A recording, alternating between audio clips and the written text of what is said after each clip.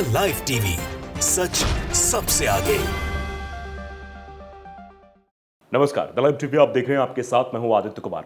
इस वक्त ये बड़ी खबर हम आपको बताने जा रहे हैं कि इजरायली बेस कैंप पर एक बड़ा हमला हुआ है।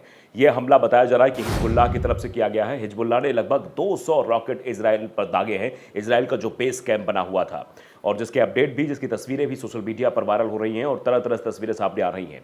दरअसल इजरायल और हमास के बीच जो युद्ध का आरंभ हुआ था वो 7 अक्टूबर के बाद शुरू होता है। 7 अक्टूबर को हमास द्वारा इजरायल पर अटैक किया जाता है। उसके बाद लगातार इजरायल हमास के उन इलाकों पर जहाँ गाजा पट्टी हो गया, नॉर्थ एरिया हो गया, वहाँ पर लगातार वो अटैक कर रहा था। और किस तरीके से आपने देखा था कि गाजा की हालत पूरी तरह से ख़राब हो गई थी, वहाँ कैसे आम जनमानस पूरी तरीके से अस्त व्यस्त हो गया, वहाँ पर कैसे एक नरसंहार की स्थिति में सब चीज़ें की गई। क्योंकि शुरुआत अगर इतिहास की तरफ हम जाएं तो फिलिस्तीन की जगहों पर किस तरीके से कब्जा लगातार इजराइल के द्वारा किया जाता रहा है, और उसके बाद जब इजराइल अपना हक मांगने आए तो उनके लोगों को परेशान भी किया जाता रहा है। ये युद्ध अब नए स्तर पर आगे बढ़ने की ओर है, क्योंकि आप जानते हैं कि उधर से ईरान खड़ा हुआ है, हिजबुल्लाह खड़ा हुआ है, लेबनान की तरफ से वहाँ भी गतिरोध तेज हो रहा है। तो ये बताया जा रहा है कि जो अटैक हुआ है इजराइल पर वो हिजबुल्लाह की तरफ से किया गया। कुछ तस्वीरें हमारे सामने, उनको हम दिखाने की कोशिश करेंगे आपको, उनसे आप समझेंगे कि आखिरकार किस तरीके का माहौल बन रहा है। देखिए कुछ वीडियो सामने आए हैं कि कैसे बेस कैंप पर ये बड़ा अटैक हुआ है। देखिए चारों तरफ सिर्फ आपको धुएं का गुब्बार दिखाई दे रहा है। इससे आप अंदाज़ा लगा सकते हैं कितना बड़ा ये अटैक हिजबुल्लाह की तरफ से किया गया है। देखिए just in a source in Hezbollah allegedly told Al Jazeera that Hezbollah launched more than 200 rockets and 20 drone, यानी 200 रॉकेट और 20 ड्रोन से हमला किया गया एट इजरायली मिलिट्री बेस, यानी इजराइल के मिलिट्री बेस पर 200 रॉकेट और 20 ड्रोन से हमला किया गया base in the past hour, यानी पिछले कुछ घंटों में लगातार हिजबुल्लाह की तरफ से 200 रॉकेट और 20 ड्रोन से हमला किया गया। ये तस्वीरें अपने आप में बताने के लिए काफ़ी है किस तरीके से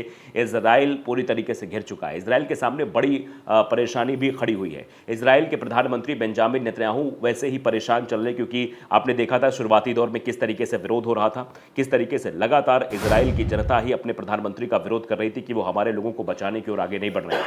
दरअसल इजराइल हमेशा से ये महिमा मंडन करता रहता है कि उसके पास ऐसे हथियार, ऐसी ताकत उसके पास है, आयरन डोम जैसी ताकत है कि उसका कोई बाल भी बाका नहीं कर सकता। लेकिन 7 अक्टूबर के हमले के बाद और लगातार हिजबुल्लाह के हमले के बाद यह साफ हो गया है कि इजराइल की ताकत कम हुई है। बेंजामिन नेतन्याहू ने जो एक महिमा मंडन करके रखा हुआ था वो सब कुछ नष्ट हो गया है। अब जो तस्वीरें दिखाई दे रही हैं वो बताती हैं कि अब इजराइल के मिलिट्री बेस, यानी उनका जो बेस कैंप है जहां पर उनकी मिलिट्री रहती है, वो भी बिल्कुल सेफ नहीं है। वहां पर भी हिजबुल्लाह अटैक कर रहा है।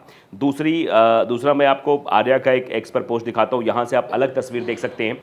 यहाँ से एक अलग तस्वीर आपको दिखाई दे रही है किस तरीके से, देखिए धुआं आग का गुब्बार भी दिखाई दे रहा है, क्योंकि एक के बाद एक लगातार हमले जो है हो रहे हैं। इससे अपने आप में आप समझ सकते हैं कि हालात वहाँ पर क्या बनते हुए दिखाई दे रहे हैं। ये fires have ignited in the north due to Hezbollah's rocket drone launches, यानी कि ड्रोन और रॉकेट से जो हमला किया गया है उससे वहाँ की स्थितियाँ बिल्कुल गंभीर हो गई हैं। अगर इसके पास्ट की तरफ हम जाएं, पास्ट की तरफ देखें, तो आप समझिए कि इजराइल चारों तरफ से घिरा हुआ है। इधर हिजबुल्लाह से उसका विवाद चल ही रहा है, और हिजबुल्लाह के बारे में अगर हम देखें तो इतिहास की तरफ जाएं तो 2008 में भी हिजबुल्लाह और इजराइल के बीच अटैकिंग मोड हुआ था। उस वक्त ये 31 दिनों तक संघर्ष चला था, और इस संघर्ष में हिजबुल्लाह को भले हार मिली थी, लेकिन हिजबुल्लाह की ताकत उस वक्त कमज़ोर थी, लेकिन फिर भी वो इजराइल जैसे देश से भिड़ा था और चल रहा था। अभी हमास के साथ तो अटैकिंग मोड चल ही रहा है, उधर हिजबुल्लाह से चल रहा है। लेबनान पर जो गतिरोध बढ़ा हुआ है, हुती संगठन जो है वो रेड सी पर, यानी लाल सागर पर किस तरीके से एक पाबंदी लगाकर बैठ गया है कि इधर से कि कोई भी जो इजराइल को समर्थन देते हैं वो इधर से व्यापार नहीं कर सकते हैं, यानी लाल सागर की तरफ से कोई व्यापार नहीं हो पाएगा। तो अलग अलग तरीके से जो ये अभी युद्ध के जो हालात दिखाई दे रहे हैं, अमेरिका भी अपने पैर पीछे कर चुका है। वो इजराइल के साथ जो हमेशा खड़ा रहता था, इजराइल को हथियार सप्लाई करता था, सैन्य मदद करता था, उसने भी अपने आप को पीछे कर लिया है। और इजराइल के साथ अमेरिका क्यों नहीं खड़ा, ये भी आप भली भांति जानते हैं, क्योंकि ये दरअसल दोहरे युद्ध की ओर, या फिर आप कह सकते हैं कि तीसरे विश्व युद्ध की ओर बढ़ने की आशंका ज़रूर है। क्योंकि रसिया और यूक्रेन का युद्ध चल रहा है, रूस और यूक्रेन आपस में भिड़े हुए हैं, उनका भी युद्ध चल रहा है। इधर इजराइल और हमास का युद्ध चल रहा है। अमेरिका उधर भी पीछे यूक्रेन के खड़ा हुआ है, वो उनको मदद करने की बात कर रहा है कि हम तुमको मदद कर रहे हैं, तुम जब भी कोई समस्या हो हम तुम्हारे साथ खड़े हुए। इधर वो इजराइल के साथ भी खड़ा हो जाएगा, तो वो दोहरे युद्ध में फंसा हुआ है। एक तरफ वो यूक्रेन की मदद कर रहा है, एक तरफ वो इजराइल की मदद कर रहा है। तो इससे बड़े सवाल भी खड़े हो रहे थे। और जिस तरीके से लगातार ये मांग उठ रही है, यूनाइटेड स्टेट में भी ये मांग उठ रही है कि फिलिस्तीन को उसके राज्य का दर्जा वापस मिल जाना चाहिए। इसको लेकर कई देशों ने फिलिस्तीन का समर्थन किया है और ये कहा है कि जो इजराइल द्वारा किया जा रहा है वो नरसंहार की श्रेणी में आता है। और किसी भी देश में अगर आप बच्चों और महिलाओं को निशाना बनाते हैं तो आप समझिए ये नरसंहार या आतंकवाद की श्रेणी में ही आता है। और जिस तरीके से इजराइल ने लगातार गाजा पट्टी पर हमला करके वहां की महिलाओं और बच्चों को निशाना बनाया, मरने वालों की संख्या आप जानते हैं कितनी ज़्यादा है, और उसमें से 70% महिलाएं और बच्चे शामिल हैं। उस वक्त अगर आप गाजा पट्टी के दृश्य को देखते तो मुझे लगता है कि आपकी आंखों में भी आंसू आ जाते और एक क्रोध का भाव ज़रूर उत्पन्न हो जाता, क्योंकि वहाँ पर किसी बच्चे का हाथ गायब है, किसी का सर गायब है, कोई बच्चा ऐसे शिथिल अवस्था में पड़ा हुआ है, ना बोल पा रहा है, ना कुछ कर पा रहा है। वहाँ के हालात इतने बद से बदतर हो गए थे। अस्पताल जो वहाँ का था, मेन अस्पताल था, वहाँ पर भी लगातार अटैक हो रहे थे। वहाँ की मशीनें, इंफ्रास्ट्रक्चर सब खत्म हो गया था। कई ऐसी महिलाएं थी जो प्रेग्नेंट थी, जो प्री मेच्योर बेबी जिनका हो गया, और वो क्योंकि प्री मेच्योर बेबी जो होता है उसको मशीन में रखना पड़ता है, उसको अंडर ऑब्जर्वेशन रखना पड़ता है, तो वहाँ पर मशीनों को चलाने के लिए ईंधन नहीं था, तो कई बच्चे ऐसे ही काल के गाल में समा गए। तो वो हालात थे, तो उसको पूरे विश्व ने देखा। हर एक देश इस बात को कह रहा था कि इजराइल द्वारा जो किया जा रहा है वो कृत्य है। इजराइल को अगर युद्ध करना है तो हमास से करे, वो मासूम फिलिस्तीनियों को निशाना क्यों बना रहा है? उसका जो मेन मोटो है, क्योंकि हमास ने 7 अक्टूबर को हमला किया, तो आप हमास से हमला करिए, आप हमास के लोगों को मार गिराइए, हमास, लेकिन आप मासूम फिलिस्तीनियों को निशाना बना रहे थे, उन फिलिस्तीनियों को जिनका कोई दोष नहीं था। 6 साल के बच्चे, 5 साल के बच्चे, और जो बच्चे इस दुनिया में आए नहीं, उनका क्या दोष था? ये सब कुछ पहले से हो रहा था और आप समझिए किस तरीके से लगातार निशाना बनाया जा रहा था।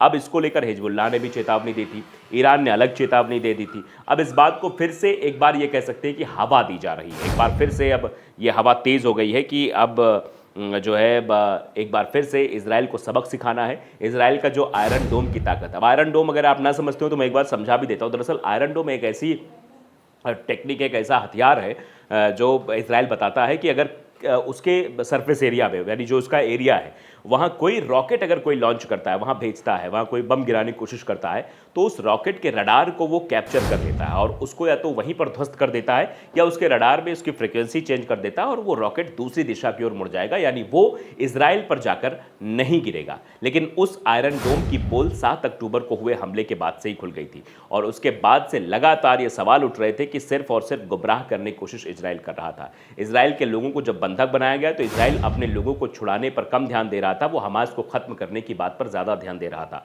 वो फिलिस्तीनियों को नष्ट करने के बारे में ज्यादा ध्यान दे रहा था, वो गाजा पट्टी को शमशान बनाने के लिए ज्यादा ध्यान दे रहा था। इसीलिए वहां के लोगों ने बेंजामिन नेतन्याहू के खिलाफ ही प्रदर्शन करना शुरू कर दिया।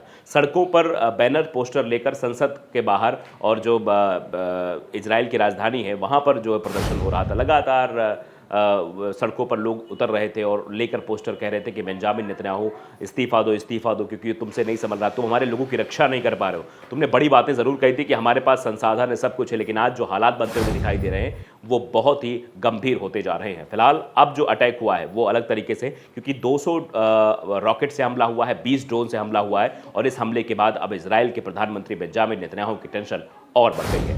द लाइव टीवी को अगर आपने सब्सक्राइब नहीं किया जरूर करिए, बेल आइकन दबाइए ताकि सच खबर आप तक पहुंचती रहे। नमस्कार। द लाइव टीवी, सच सबसे आगे।